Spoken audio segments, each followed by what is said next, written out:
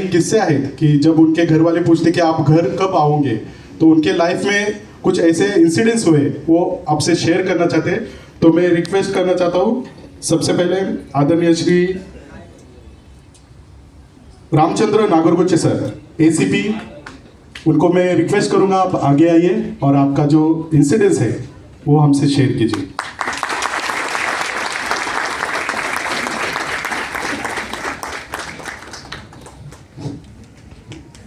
आपण कर्तव्य करीत असताना किती कठीण कालावधी असेल कर्तव्याचा, कितीही कठीण परिस्थिती असली तरी त्या परिस्थितीमधून पण आपलं देश सेवा किंवा आपण आपल्या वरिष्ठांनी किंवा आपण ज्या खात्यामध्ये भरती झालेलं आहे त्या खात्याच्या संदर्भात खात्याच्या प्रती जे कामकाज असतं ते कामकाज निष्ठेने पार पाडून त्याच्याबरोबर कर्तव्य करीत असताना आपलं कर्तव्य प्लस समाजाची सेवा आणि त्याचबरोबर जसं बॉर्डरमध्ये आपल्या कुटुंब कोणीतरी आपण कर्तव्य करीत असताना घराकडे ओढ पण असती। त्या हिशोबामध्ये एक माझा किस्सा आहे की 2007 मध्ये मी आतापर्यंत टोटल 14 वेळेस नक्षल भागामध्ये ड्युटी करून आलेलो आहे 1991 ते 2023 पर्यंत। आणि या कालावधीमध्ये 2007 ला चंद्रपूर जिल्ह्यामध्ये जिवती म्हणून एक नवीन तालुका आहे आणि जिवतीपासून साधारण 50 किलोमीटर अंतरावर एक गडचांदूर म्हणून आहे, मोठी तिथं याची सिमेंटची फॅक्टरी आहे। तर मी त्या ठिकाणी असताना जिवतीला असताना तिथं रेंज वगैरे काही नसायची म्हणून मी प्रत्येक दिवशी गडचांदूरला 50 किलोमीटर जायचो, 50 किलोमीटर यायचो। यासाठी यायचो की त्यावेळेस 27 मे 2007 ला एक MPSC ची परीक्षा होती आणि त्या परीक्षेसाठी माझी वाईफला मी बसवलं होतं बा।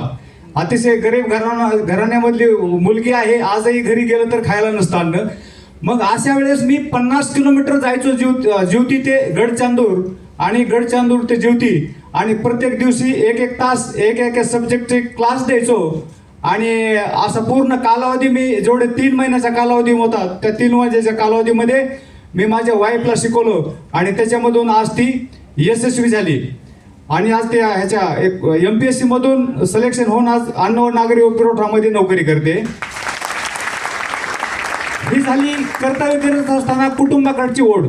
त्याच्याबरोबर नक्षल भागामध्ये गडचिरोली, चंद्रपूर आणि गोंदिया या ठिकाणी कर्तव्य करीत असताना ज्या कुटुंबामधले आई वडील बहीण भाऊ यांचा नक्षलवाद्यांनी यांना मारलेलं आहे असे मी त्या गावामध्ये जाऊन सर्वे करायचो आणि जे 10वी आणि 12वी पास शिकलेले जे मुलं आणि मुली आहेत यांना मी प्रत्येक टर्मला ज्या वेळेस मी नक्षल भागामध्ये ड्युटीला जायचो त्यांना तिथं क्लास वगैरे घ्यायचो। जो गरगरीब ज्याला घरामध्ये काही कुणीच म्हणजे म्हातारे आहेत, कुणी आधार नाही अशा ठिकाणी त्यांना काही अन्नदान करायचो, कपडे द्यायचो, सणावाराला त्यांना मदत करायचो। आणि 2008 मध्ये बिजेपार म्हणून एक गोंदिया जिल्ह्यामध्ये त्या ठिकाणी प्रदीप देशपांडे SP असताना तिथं मी एक शिबिर घेतलं। त्या शिबिराला पहिले क्लास होते माझे तिथं आणि त्यावेळेस 81 मुलं मुली मी तिथं क्लाससाठी